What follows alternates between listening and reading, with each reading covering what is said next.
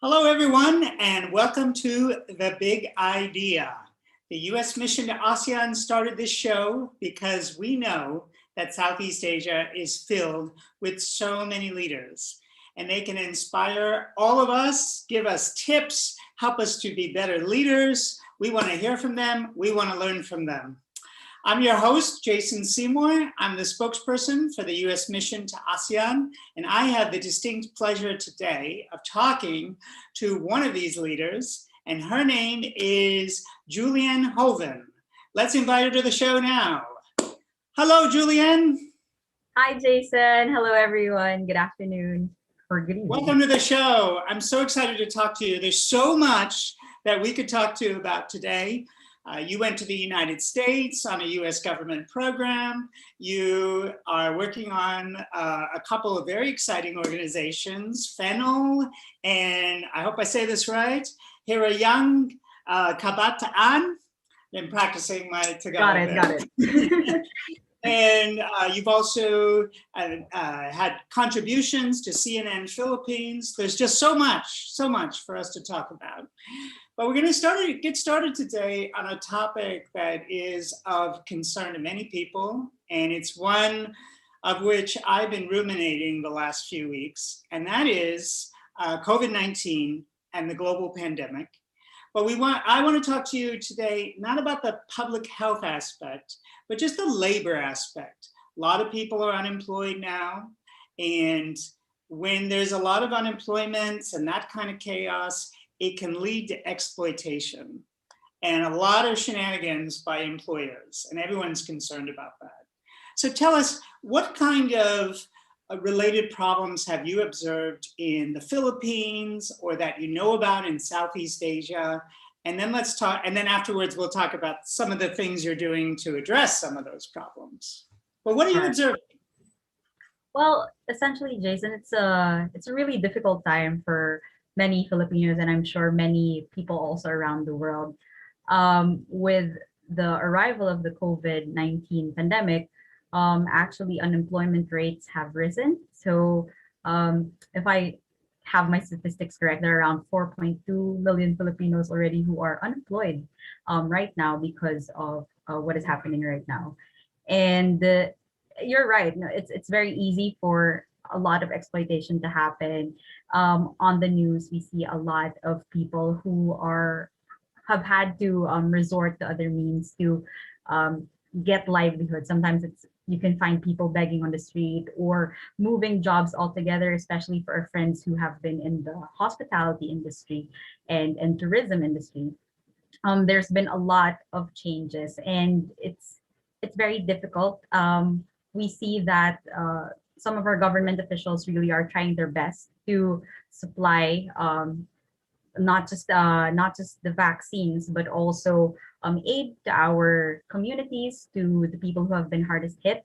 And you can see beyond the government, there actually is a very active civil society that is essentially gathering funds and volunteers and resources to help provide for these different people. So right now it actually is it's very tiring work. There's a lot to do. There are a lot of people who are affected, but we're hoping that with the arrival of more vaccines in the Philippines, that we can first deal with the health aspect of the pandemic, and then also work alongside with trying to restore our economy. So. Absolutely. Health comes first. We can't go anywhere if we don't get the health situation under control and keep people out of the hospitals and keep people from dying. All that's there.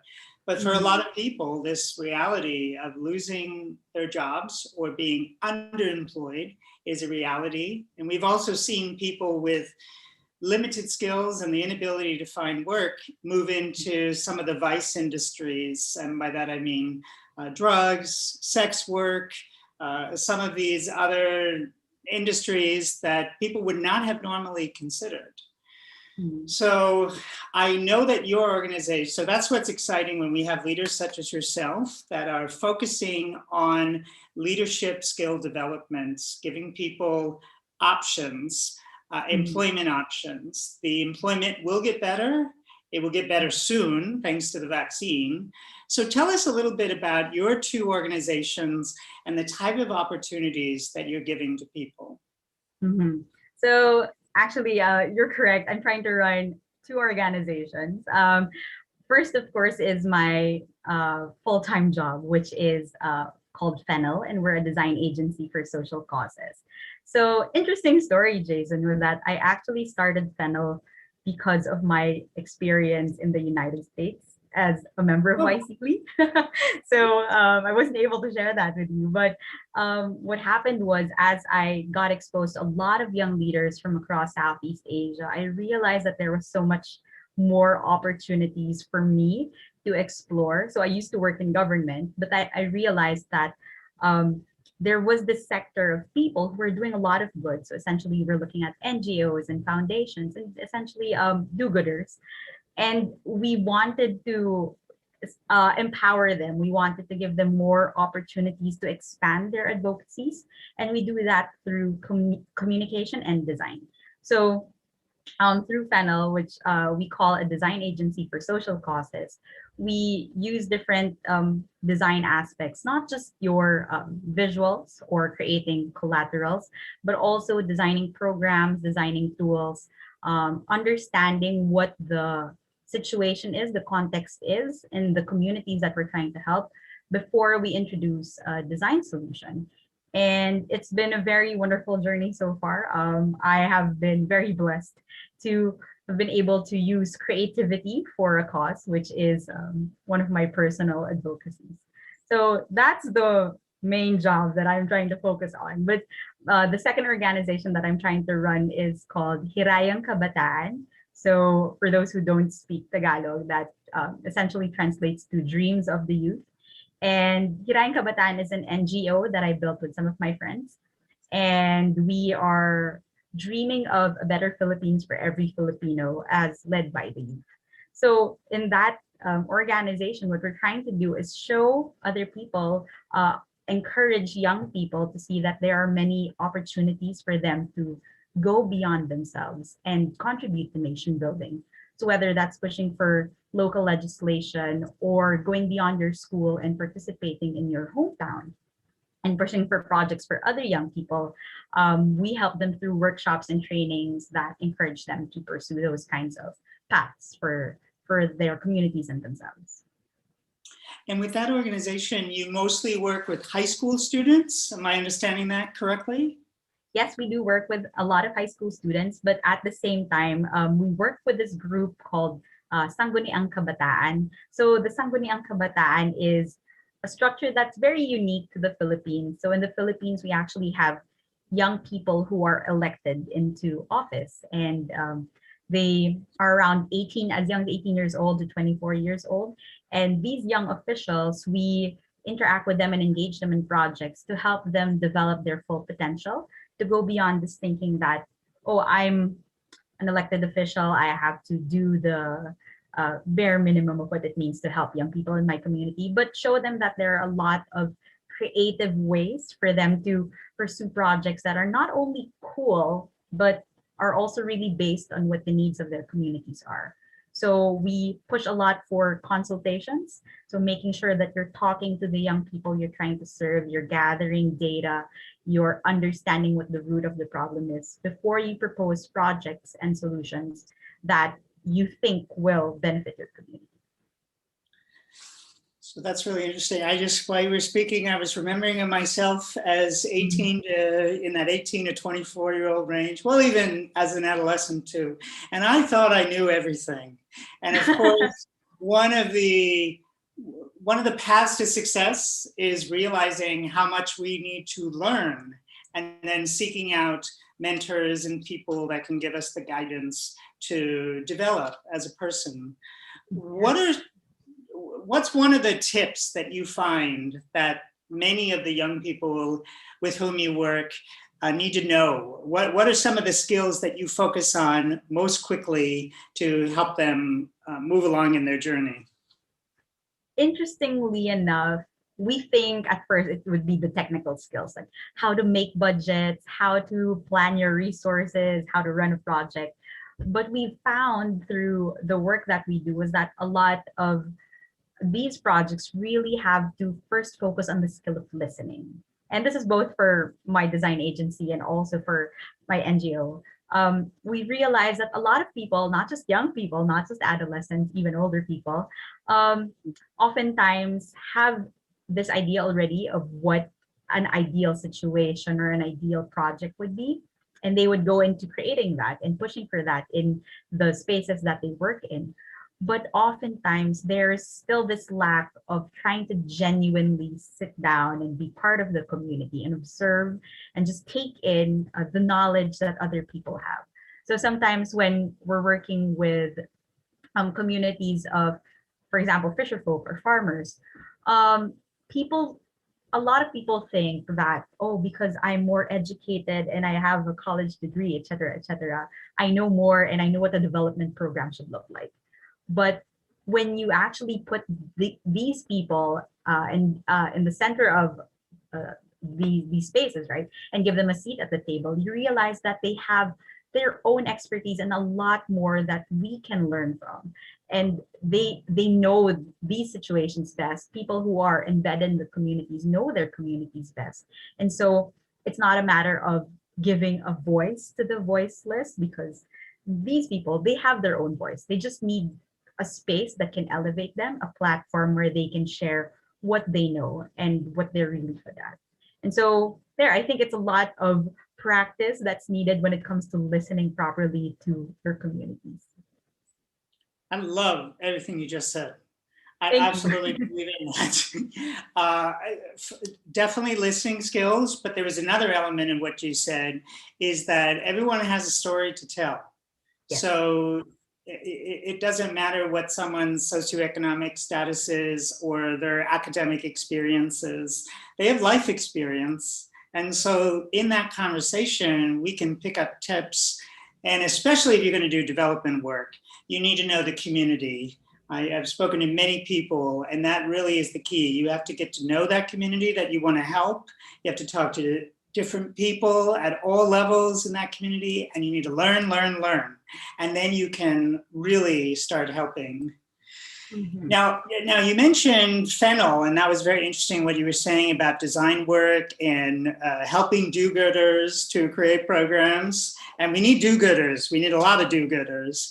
What are some of the causes that have provoked your passions and that you've been able to help with Fennel, specifically through that program? I'd be really curious about some of those causes.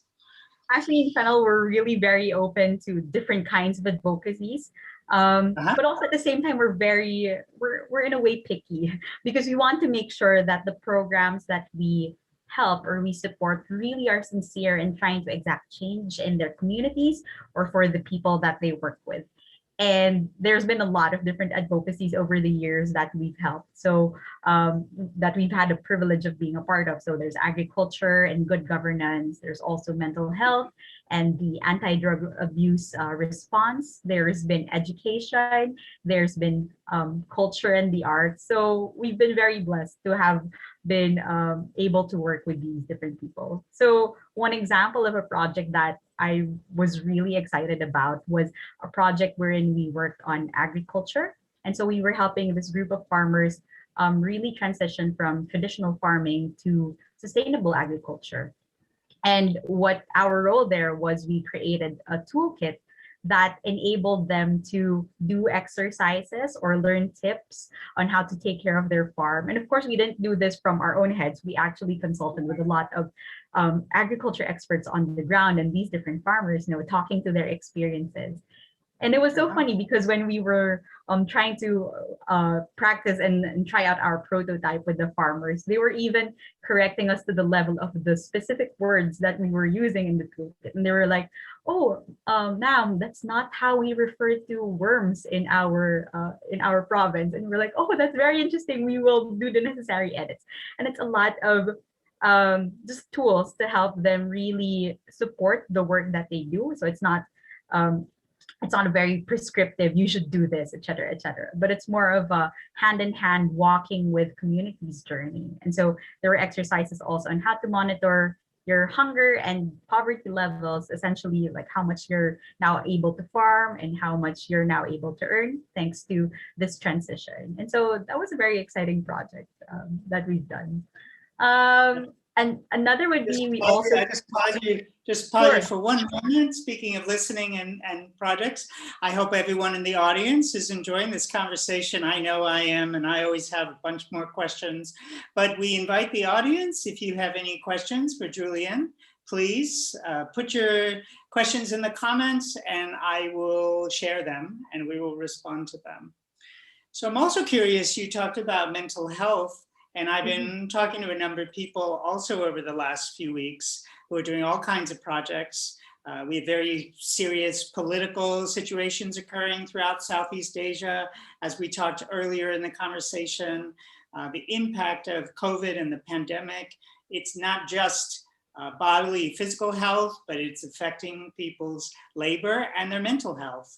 So I'm curious what kind of projects you've done related to mental health, if you would share an example. So in the past, we've had a project where we worked with this group of artists. So, and what happened there was they wanted to push for mental health, a mental health community. And it was a very personal issue for many of the people in the group because we've known people, we've had friends or relatives who have gone through mental health difficulties as well. And what happened there was it was a very early project. I think during the time when mental health wasn't as what shall we say, popular or talked about as it is now. But what happened there was we really just tried to first gather a community of people who were advocates, people who were passionate. So people from all types of industries, from the government, from the psychologists and health sector, from ordinary citizens as well, and artists. And just having this space, allowed people to share their values and essentially build a sort of sense of, hey, there are other people who are sharing this experience, going through the same things as I am. And what was very interesting for me was that was the first event I ever attended where I could hear people just casually sharing the medicines that they were being prescribed, or tips on mental health that their psychiatrists or psychologists were giving them.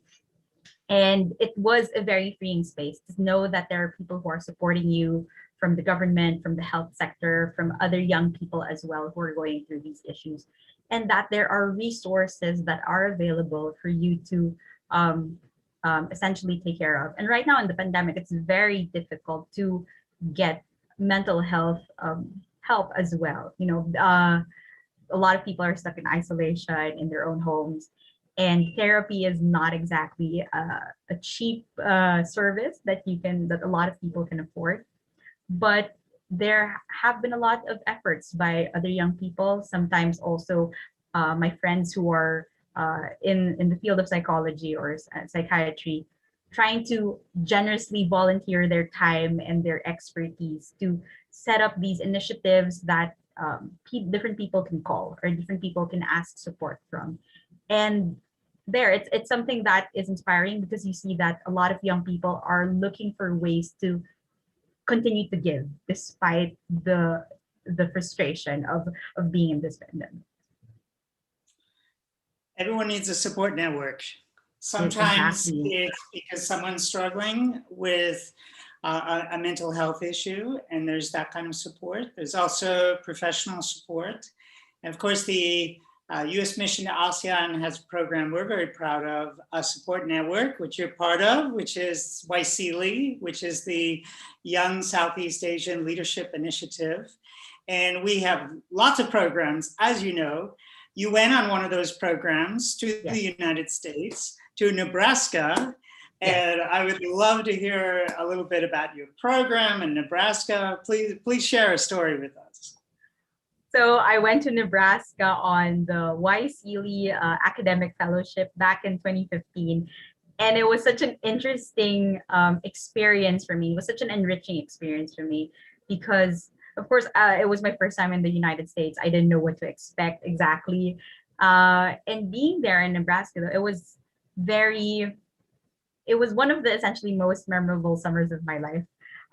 Not summer, sorry, that was fall. So one of the most memorable falls of my life. And what happened there was that I met up with a lot of inspiring young leaders from across Southeast Asia who are doing good work in their own advocacies in their own countries. So we've had classmates who were doctors, who were working with international NGOs, who were working on the ground with different communities.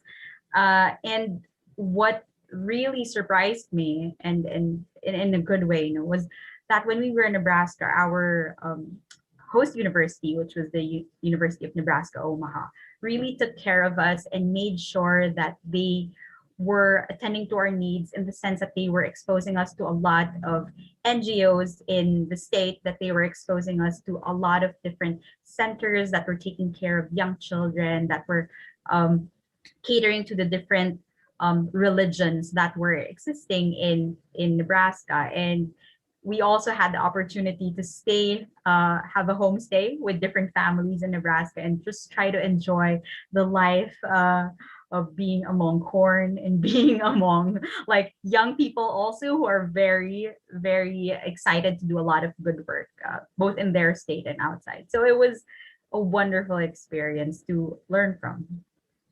Being among corn, I'm going to remember that. Before you traveled to the United States, had you even heard of Nebraska? Oh yeah, I've had, but I had no expectations whatsoever. Yeah, you didn't know what I you just were knew going to there was a big zoo, and there. Yeah. Well, that's something that I often talk to people who are not Americans, and their impression from the United States is only from movies. So they know New York City very well. They know Los Angeles very well. Sometimes they know San Francisco, and they'll know the bridge behind me is the Golden Gate Bridge. So they might know the big, big cities, but many Americans, just like many Southeast Asians, live in small communities. Yes. And they have a lifestyle that is very different from the glitz and the glamour that you see in the movies. And you had an opportunity to experience that. Now, did they? Go ahead. No, I was just about to say that was thankful that I didn't actually go to a big city per se, because it was very interesting to see how even in these small communities that we're mentioning, there's a lot of young people who were like us, our student mentors also with us, who had a lot of great ideas, who were very excited about connecting with other countries as well, with international students, and even themselves went on different programs to other countries to learn more and enrich themselves, and also to help, and support other young leaders. Mm-hmm. Now, your story, your life story, and all the things that you're doing, you're an inspiration to me. I mean, you're so active, and you have so many things going on, and you really, really care about your community. And I'm wondering, who in your life is a role model? Wow. Who is a role model? There are a lot of many people who are role models. Every day I look at myself and say, oh, how am I supposed to continue? It's so difficult to keep doing work in the development sector and in the world in general, given the pandemic. Yes. But I see that there are a lot of people who continue to fight. I have a lot of friends who continue to do good work, both in the public and the private space. And sometimes when I see my friends who continue to fight and continue to push for their advocacy despite all of the difficulties, I get that kind of inspiration and that boost of energy that, hey, you know what, maybe I can still do something. I can push a bit more today than I did yesterday. And maybe even if I take a pause, it's just a pause. It's never really stopping from doing this kind of work. And yeah, there's I would say a lot of friends and a lot of young people who are currently my role models in doing work. Now, when you have a rough day, you just mentioned that you had a rough day. So anyone who's successful has little techniques to keep motivated and keep the inspiration going on a rough day. What is your technique? When you're having a bad day and things just aren't flowing, what do you do to pick your spirits up? I will be completely honest and say I sleep because, but it's Yeah, true that's because good. a lot of people think that they feel guilty when they take a break.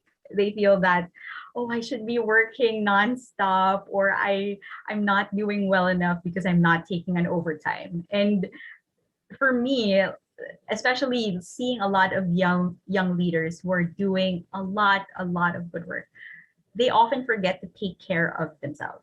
And sometimes that's it may be sleeping, it may be finding a hobby, it may be just eating properly or having a phone call with friends. For me, it's a lot of sleeping also, but not just that, it's also a lot of connecting. I feel very refreshed when I get to talk to people. I realize that if I get stuck inside my head, all of these thoughts that, oh, things are so difficult. Is there any hope left for us? And then you get to talk to other people who say, no, you know what? There's this space that maybe you can help with, or there's this little thing that you might pick up your spirits, and you realize that you know what, there are a lot of good things to continue to fight for and to continue to live for. So there, that boosts me up and gives me that extra push that maybe I can continue to do my work today. That's an excellent point. Sometimes it's okay to just take a breath. Watch a silly show Yeah, on YouTube or listen to another interview of The Big Idea. exactly. Or just do something for fun, or go with a friend and play racquetball or True. ping pong or whatever. So while we were chatting, we got a question from Stephanie, who wants to know, what type of design work do you enjoy most? I love this question because thank you for the question. There's a lot of design work that can be done, and I realized as I've been in this space for the past years that you can do communication work, you can do media work, you can focus on creating social media campaigns or creating a documentary or a creative video. But for me, design is not just about creating something that's aesthetic and pleasing. So the design work I enjoy the most actually involves a lot of direct contact with the community. So maybe more of like the field work part of it. I like talking to different groups of people and understanding what their lives are like and learning from these people and designing solutions, designing whether these are tools or platforms for them to use so that they can help their communities better. One interesting story that we always give at Fennel is there was a time when we were working with senior citizens in this province outside of Manila. And it was so interesting because we created essentially a physical space for them in their health center so that they could share information about health with their local health workers. But when we came back to that place a few months after the project was completed, it turned out to be a entirely different look, have an entirely different look altogether. And at first, some people would say, oh no, they changed the design. It's not pleasing anymore. It's not cool to look at. But for us, it was actually a win because we realized that these people, they felt that that was their own space to change and design. And even if it was not essentially cool to the eyes of many people, for them, that was what made them happy. And that was what they wanted to interact with. And they had a hand in designing those spaces. And so for me, creating those platforms and solutions and direct innovations that could help communities essentially engage better with their fellow peers and local governments and teachers, essentially different sectors of society in their spaces. Creating those kinds of solutions is the kind of design that excites me the most. I really take to heart what you just said. What a great concept. When you are training people, no matter what the avenue is, when you're training people, you do have to give them some space for their own creativity.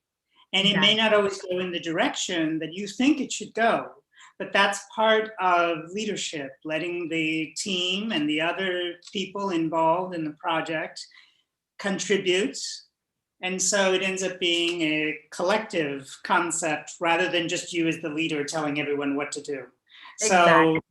You may not, as a leader, you have to, there's some give and take. There's some give and take, as you were saying. And the end project goes in all kinds of directions. You never know at the beginning. And there's a lot of humility that is involved. You have to realize that I don't have all the answers. You know, other people know more things that on other subjects than I do. And so there has to be that openness to those ideas as well. Humility, openness is a fantastic words.